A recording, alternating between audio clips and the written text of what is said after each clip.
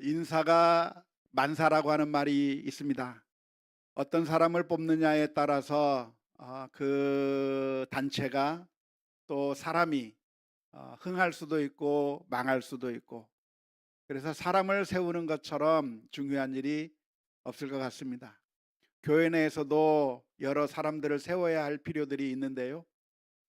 새로운 목사님을 세워야 하는 경우도 있고, 새로운 직분자들을 세워야 되는 경우도 있는데, 어떤 경우에는 좋은 분들을 잘 뽑아서 정말 교회가 평안하고 행복하고 참 좋은 길로 가게 되는 경우가 있는가 하면, 어떤 경우에는 좋은 분인 줄 알고 선출했는데 뽑았는데 알고 보면 정말 힘들고 어려운 그런 모습을 보일 때가 있어서 정말 힘들게 되는 그런 경우도 많이 경험하게 되는 것 같습니다. 저도 목회를 하면서 부교역자들을 선발해서 써야 하는 그런 경우가 있었는데요. 그동안에 보면 좋은 분들을 많이 만나서 너무나도 감사하기도 하지만, 간혹 가다가 정말 힘들었던 경우도 종종 있었습니다. 차라리 없는 게 더 낫겠다 싶을 정도로 그런 경우도 있었습니다. 어떻게 하면 좋은 사람을 뽑을 수 있을까요? 어떻게 하면 참 좋은 사람이라는 것을 알 수가 있을까요? 오늘 우리는 하나님께서 이스라엘의 두 번째 왕으로 다윗을 선택하셔서 기름 부었다고 하는 이야기를 살펴보게 되었습니다. 하나님께서는 이스라엘의 두 번째 왕을 세우실 때 누구를 선택했는가? 어떤 사람을 선택했는가? 다윗을 선택했는데요. 하나님께서는 이 두 번째 왕을 세울 때 엘리압을 선택하지 않았습니다. 사무엘이 볼 때 그 엘리압이라고 하는 이새의 첫 번째 아들은 너무나도 좋아 보였습니다. 키도 크고 아마 잘생겼을 것 같아요. 아마 참 믿음이 가는 그런 인상을 하고 있었을지도 모르겠습니다. 하나님의 명령을 따라서 이새의 집에 가서 이새의 아들들 가운데서 기름을 부으라고 했을 때, 사무엘이 제일 먼저 만난 그 엘리압이라고 하는 이새의 아들을 바라보게 되었고, 사무엘의 마음 가운데 어떤 생각이 들었냐면, 이 사람이 바로 하나님께서 말씀하신 사람인가, 그렇게 생각이 될 정도로 멋있어 보였던 사람이었습니다. 하지만 하나님의 대답은 놀라웠습니다. 사무엘상 16장 7절 말씀에 보면 이렇게 기록합니다. 여호와께서 사무엘에게 이르시되 그의 용모와 키를 보지 말라. 내가 이미 그를 버렸노라. 내가 보는 것은 사람과 같지 아니하니 사람은 외모를 보거니와 나 여호와는 무엇을 보느니라? 중심을 보느니라 하시더라. 하나님께서는 이미 멋있어 보이고 괜찮아 보이는 그 엘리압을 이미 버렸다 말씀하시면서, 그 이유가 무엇인가? 겉으로 보기에는 그럴싸해 보이지만 하나님께서는 중심을 보셨기 때문에 하나님께서 보실 때 불합격이다 말씀해 주신 것이죠. 하는 수 없이 이새의 다른 아들이 등장했습니다. 아미나답이 나왔을 때 사무엘이 말합니다. 이 사람도 하나님께서 선택한 사람이 아니다. 이제는 삼마가 나왔습니다. 그런데 사무엘이 다시 이야기합니다. 삼마도 하나님께서 선택하지 않았다. 그렇게 해서 몇 명을 선을 보았는가? 7명의 아들들을 다 보았는데 마음에 하나님께서 이 사람이 바로 그 하나님께서 선택한 사람이다라고 하는 말씀을 하지 않으시는 겁니다. 그래서 사무엘이 이새에게 물었습니다. 아들들이 이게 전부입니까? 전부 답니까? 또 없습니까? 그럴 때 이새가 대답한 말이 사무엘상 16장 11절의 말씀에 기록되어 있습니다. 또 사무엘이 이새에게 이르시되 내 아들들이 다 여기 있느냐? 이새가 이르되 아직 막내가 남았는데 그는 양을 지키나이다. 사무엘이 이새에게 이르되 사람을 보내어 그를 데려오라. 그가 여기 오기까지는 우리가 식사 자리에 앉지 아니하겠노라. 이삭이 다윗에 대해서 했던 이 말의 뉘앙스가 무엇이겠습니까? 다윗도 한번 보세요, 다윗을 한번 보시면 어떨까요? 하는 그런 의미에서 이야기를 한 것 같아요. 볼 필요도 없어요. 걔는 아무짝에도 쓸모없는 애요. 그런 의미로 이야기를 한 것일까요? 우리는 잘 모릅니다. 문자로만 기록되어 있기 때문에 이새의 마음이 어떤 마음이었는지 정확하게 알 수는 없지만, 아마도 추측해 보자면 이새의 마음 가운데 사무엘에게 하는 말이, 다윗은 왕이 될 자격이 아닙니다. 왕을 세우려면 엘리압을 세워야지 다윗은 아닙니다. 그런 마음이 아마 이새에게 있지 않았을까 생각이 듭니다. 그 이새의 말 가운데 이런 말이 있잖아요. 그는 지금 무엇을 하고 있나이다? 양치고 있어요. 양치는 사람이에요. 이스라엘 민족을 다스릴 왕감이 아니라 양이나 칠 그런 사람이지, 다윗은 왕의 자격이 없다고 아마도 이새가 판단했을 것 같습니다. 그것을 우리가 어떻게 알 수 있는가? 나중에 엘리압이 하는 말 속에서도 엿볼 수가 있습니다. 나중에 전쟁이 일어났을 때 다윗은 아버지의 심부름을 하느라 전쟁터로 가서 사람들을 만나게 되었습니다. 그때 엘리압이 했던 말이 사무엘상 17장 28절 말씀에 기록되어 있습니다. 큰형 엘리압이 다윗이 사람들에게 하는 말을 들은지라 그가 다윗에게 노를 바라여 이르되 내가 어찌하여 이리로 내려왔느냐? 들에 있는 양들을 누구에게 맡겼느냐? 나는 내 교만과 내 마음의 완악함을 아노니 내가 전쟁을 구경하러 왔도다. 이 엘리압의 대답이 무엇이냐면, 잘 왔다, 우리가 힘들어 죽겠는데 잘 왔다, 잘 왔으니까 제발 우리를 도와줘라, 그렇게 이야기한 것이 아니라 다윗을 보면서 화를 낸 거예요. 네가 여기가 어디라고 왔어? 전쟁이 놀이터인 줄 알아? 전쟁이 그렇게 만만한 줄 알아? 네가 왜 여기까지 왔어? 너는 전쟁터에 올 아이가 아니고 너는 저기 양이나 쳐. 네가 해야 할 일은 양을 돌보는 일이지 이곳에 올 자격이 없다라고 엘리압이 이야기한 것 같습니다. 그런데 놀랍게도 하나님께서는 누구를 선택하셨는가?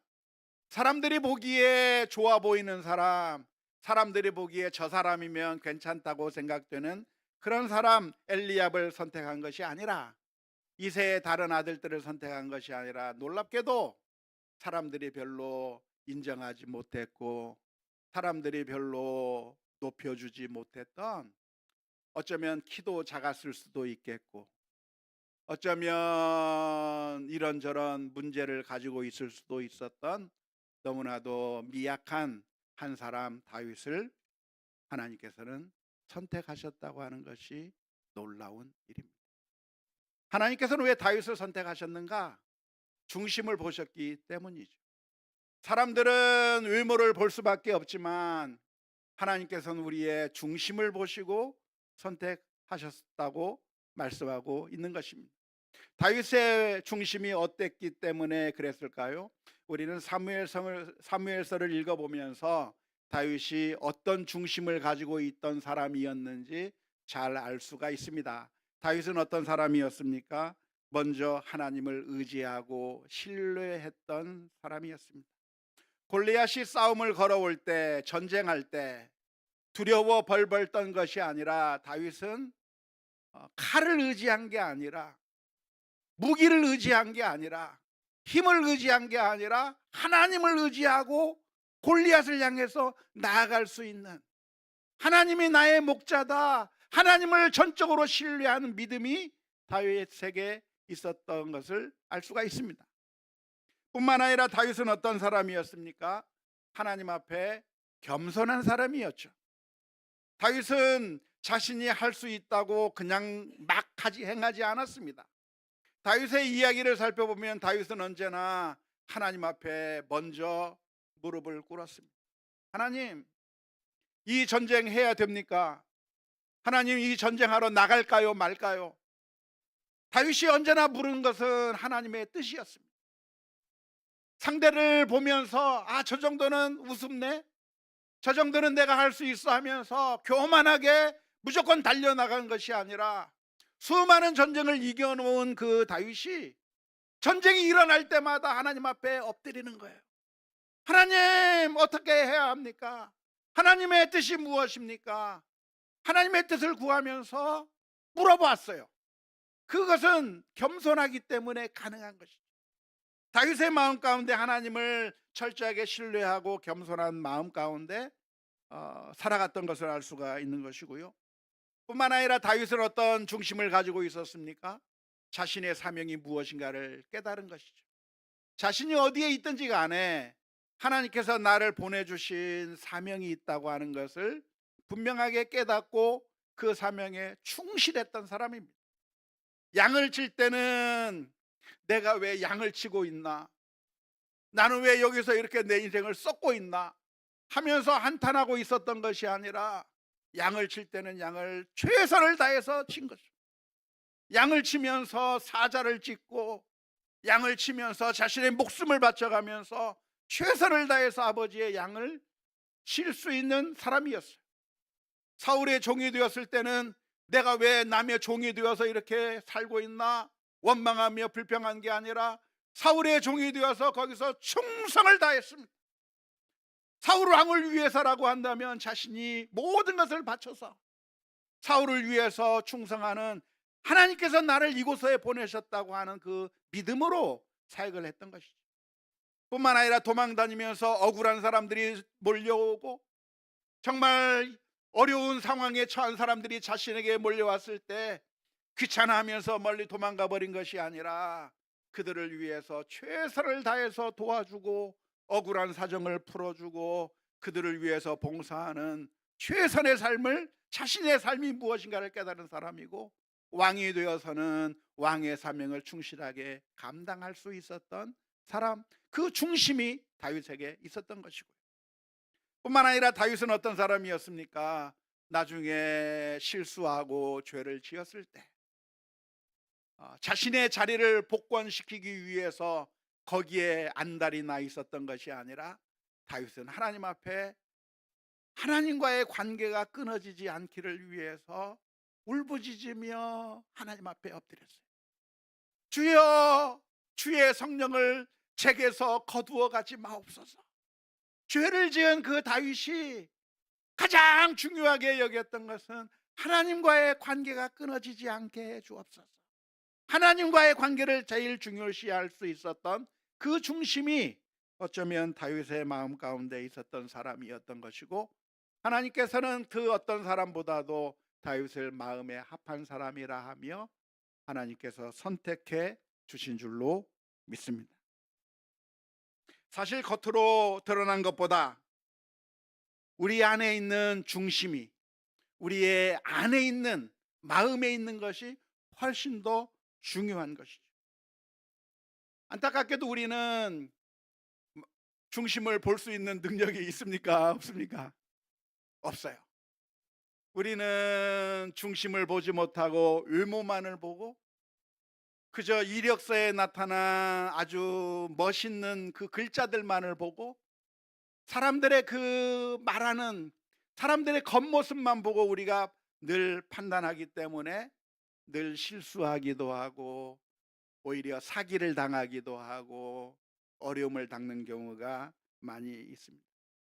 우리가 교회에서 사람을 뽑을 때든 아니면 직장에서 사람을 뽑을 때든 어떤 상황에 있든지 간에 사울과 같은 사람이 아니라 다윗과 같은 사람을 뽑아야 될 텐데, 우리와 같이 이렇게 사람의 중심을 볼 수 없는 우리가 어떻게 하면 사람의 중심을 볼 수가 있을까요?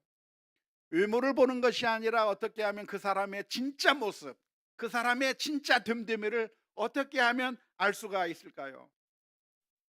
방법이 없어요. 하나님처럼 우리는 사람의 중심을 볼 능력이 없다는 게 우리들의 문제인 것이죠. 그래서 우리가 할 수 있는 최선의 방법이 있다고 한다면 그것은 그 사람이 어떻게 살아왔는지에 대하여서 사람들의 이야기를 들어보는 것이 필요합니다. 그 사람의 됨됨이는 어떻게 나타나는가?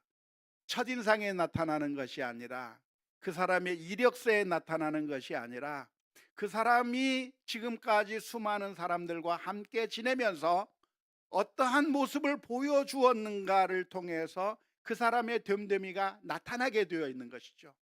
예수님께서는 이런 말씀을 해주셨습니다. 누가복음 6장 45절의 말씀에, 선한 사람은 마음에 쌓은 선에서 선한 것을 내고, 악한 자는 그 쌓은 악에서 악을 내나니 이는 마음에 가득한 것을 입으로 말함이니라.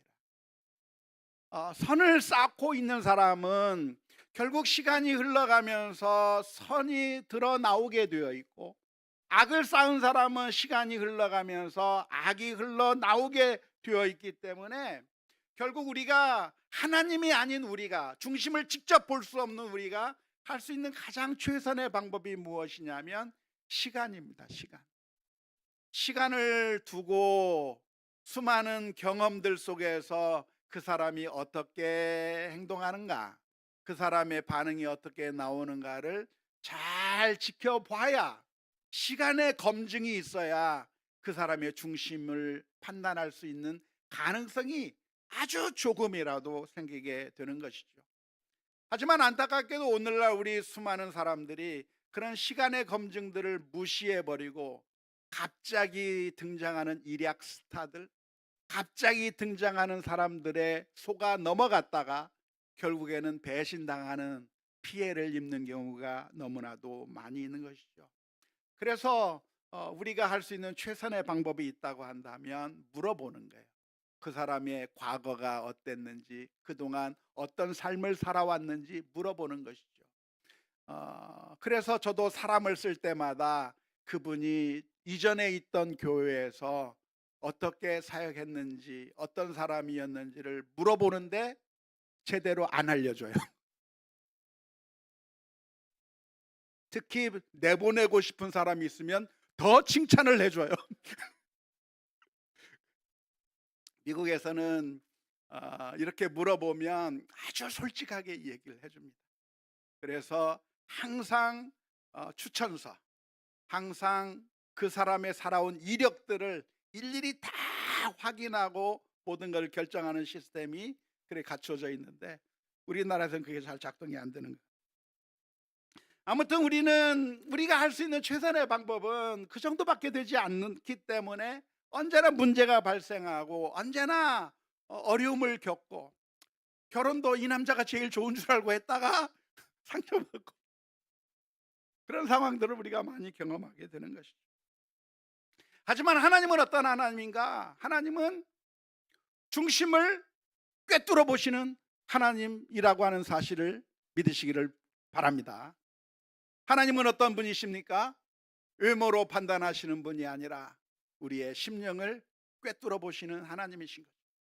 예수님도 어떤 분이십니까? 예수님도 하나님이시기 때문에 예수님도 우리를 외모로 판단하시는 것이 아니라 우리의 중심을 보시는 분이 예수님이십니다. 그래서 요한복음 8장 15절의 말씀에 예수님께서 이렇게 말씀해 주셨습니다. 너희는 육체를 따라 판단하나 나는 아무도 판단하지 아니하노라. 이 번역은 잠깐 그대로 좀 보여주세요.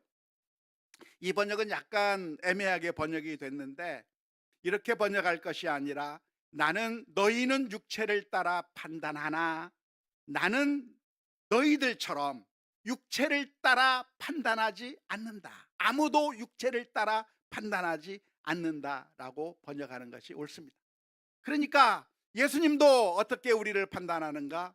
우리의 육체를 보고 겉으로 나타나는 모습을 보고 판단하시는 것이 아니라 하나님은 우리의 속마음을 바라보시는 그런 능력의 하나님, 그 하나님을 우리가 믿고 있는 것이고 그 하나님 앞에 서 있다고 하는 사실을 기억할 수 있기를 주님의 이름으로 축원합니다.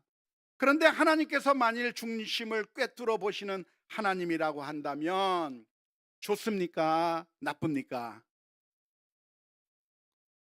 좋을 수도 있고 무서울 수도 있습니다. 어떤 사람에게는 좋을까요?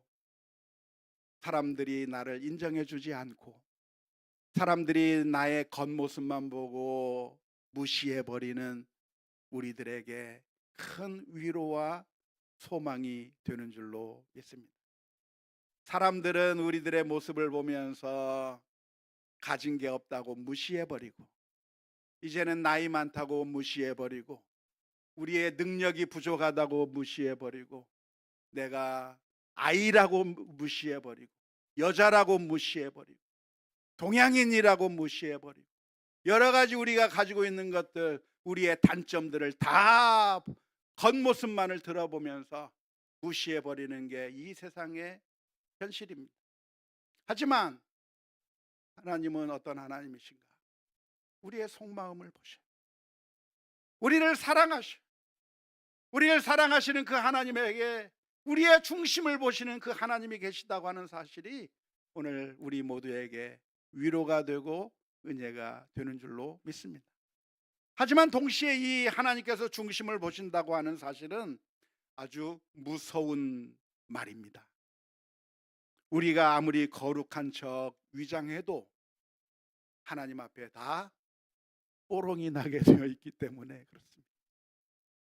아름다운 옷을 입고 거룩한 척 해도 하나님은 그 중심을 꿰뚫어 보시기 때문에 그 하나님 앞에서 속일 수가 없는 거예요. 사람들은 얼마나 속이기 좋은지 몰라요. 사람들은 사기꾼이면서도 자신이 거룩한 교인인 것처럼 행세를 하는 겁니다. 믿음이 없으면서도 믿음이 있는 사람들을 속이기 위해서 성경책을 들고 다니는 겁니다. 교회에 앉아 있는 겁니다. 기도하는 척 하는 겁니다. 내가 하나님을 믿는 사람인 것처럼 행세하고 그러면 사람들이 환호하고 그런 사람을 위해서 박수 쳐주고 우리와 같은 편이라고 속아주는 겁니다. 왜? 그렇게 겉으로 속여서 얻을 것들이 많기 때문에 속이는 것이죠. 사기꾼들이 어떻게 행동합니까? 마치 건전한 기업처럼 행동하는 겁니다. 캄보디아에 있는 그런 피싱 범죄 조직들이 은행을 차려놓고 회사를 차려놓고 건전한 기업인 것처럼 해서 사람들을 속이는 겁니다.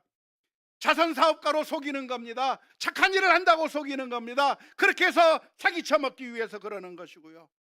민주투사로 정의를 위해서 투쟁하는 유튜버로 자기 자신을 속이면서 그래서 사람들의 돈을 끌어먹는 그런 악한 일들을 하고 있는데 거기에 사람들이 다 속아 넘어가는 겁니다. 왜? 사람들은 다 외모만 보기 때문에 그렇습니다. 하지만 하나님은 그 중심을 보시는 하나님. 아무리 거룩한 척 하더라도 아무리 민주투사처럼 활동한다고 하더라도 하나님께서 우리의 심령을 꿰뚫어 보시는 하나님이기 때문에 우리 그 하나님 앞에서 우리는 두려워할 수밖에 없는 것이고 오늘 우리가 행하고 있던 악한 일들 우리의 마음 가운데 미움과 시기와 질투가 있다면 우리의 삶 가운데 이기적이고 탐욕적인 삶으로 살아가고 있다고 한다면 괜찮구나, 사람들이 나를 괜찮게 봐주는구나, 사람들이 나에게 박수 쳐주는구나, 사람들이 나를 칭찬하는구나, 거기에 속아 넘어갈 것이 아니라 거기에 안주할 것이 아니라 불꽃 같은 눈으로 바라보시는 그 주님 앞에 오늘 저와 여러분들이 회개하며 엎드릴 수 있는 우리 모두가 다 될 수 있기를 주님의 이름으로 축원합니다. 동시에 우리는 중심을 보시는 하나님 앞에서 낭망하지 않아야 합니다. 왜냐하면 하나님은 우리의 중심을 보시는 하나님이시기 때문에 그렇습니다. 사람들은 우리의 겉모습만을 보고 무시할 겁니다. 하지만 주님은 어디를 보는가? 우리의 겉모습을 보는 것이 아니라 우리의 심령을 살피시는 거예요. 우리의 심령. 그래서 예수님께서는 나다나엘을 보시면서 나다나엘을 칭찬하셨어요. 요한복음 1장 47절의 말씀에 예수께서 나다나엘이 자기에게 오시는 것을 보시고 그를 가리켜 이르시되 보라, 이는 참으로 이스라엘 사람이라, 그 속에 간사한 것이 없도다. 아마 사람들은 무시했을 거예요. 저 사람은 아무것도 아니라고 얘기했을 거예요. 하지만 하나님 앞에 진실하게 서 있는 그 모습을 하나님께서 보신다. 성도 여러분, 그러니까 절망할 게 아니에요. 그러니까 슬퍼할 게 아니에요. 저는 이번 수능을 보는 우리 학생들에게 이야기해 주고 싶어요. 수능 성적을 내놓았을 때 사람들은 어쩌면 내 수능 성적을 가지고, 내가 가는 대학을 가지고 우리를 평가할지 몰라요. 하지만 하나님은 그걸로 우리를 평가하는 게 아니라 우리의 중심을 보시고 우리를 사랑의 눈으로 바라보신다고 하는 사실을 기억하기를 바라요.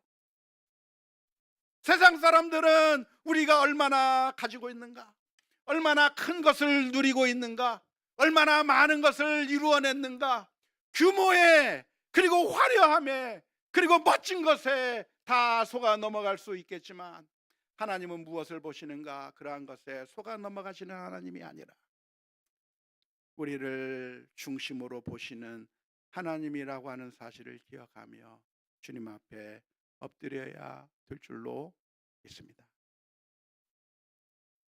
그러기에 오늘 저와 여러분들이 가꾸어야 할 부분이 있다고 한다면 겉모습이 아니라 속마음일 것입니다. 베드로전서 3장 3절에서 4절 말씀에 너희의 단장은 머리를 꾸미고 금을 차고 아름다운 옷을 입는 외모로 하지 말고 오직 마음에 숨은 사람을 온유하고 안정한 심령에 썩지 아니할 것으로 하라. 이는 하나님 앞에 값진 것이니라. 오해하지 마십시오. 그러니까 외모를 전혀 안 꾸미고 다녀도 괜찮다고 말씀드리는 거 아닙니다. 꾸밀 수 있으면 꾸며야 할 겁니다. 하지만 외모가 전부라고 착각하지 마세요. 명품으로 치장을 하고 우리의 얼굴을 뜯어 고친다고 해서 괜찮은 거 아니에요. 아무리 많은 명품을 갖다 쳐발라도 그 중심이 사악하면 아무 소용없는 것이고, 하나님 앞에 우리가 바로 서 있지 않는다고 한다면 그건 잘못된 인생, 망할 수밖에 없는 인생이라고 하는 사실을 기억해야 할 줄로 믿습니다. 그런데 오늘 저와 여러분들이 이 말씀을 묵상하는 가운데 한 가지 고민이 있어요. 그 고민이 무엇입니까? 우리가 다윗 같지 않다는 데 문제가 있는 거예요. 우리의 모습을 보면 하나님께서 우리의 중심을 보시면 하나님께서 우리를 뭐라 하실까? 우리가 다윗처럼 거룩하고 겸손하고 신실한 사람으로 설 수 있는 모습을 가지고 있는 것이 아니라 우리 모습을 보면 허점투성이가 너무나도 많아요. 아니, 우리는 엘리압도 안 되는 것 같아요.